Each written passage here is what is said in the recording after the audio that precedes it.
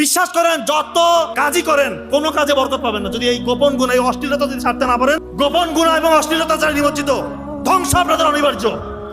এখন আমি একটা কথা বারবার বলি, এমন কোন স্টেজের স্টুডেন্ট নাই আমাকে ফোন দিয়ে কান্নাকাটি করে না, যে গোপন গুণে লিপ্ত না বুঝে করে ফেলেছে, আজকে জীবন হেল হয়ে গিয়েছে, তার স্মৃতিশক্তি কাজ করে না, তার চেহারা উজ্জ্বলতা নাই, চুল পড়ে যাচ্ছে, বিয়ের পরে সংসারগুলো টিকতেছে না। প্রবাসী ভাইরা বলতেছে, স্যার এমন ভুল করছি, এই যে অশ্লীলতা ছড়াছড়ি, এই যে মোবাইল ফোনগুলা, এগুলোকে দেওয়া হয়েছে যুবক সমাজদেরকে ধ্বংস করার জন্য।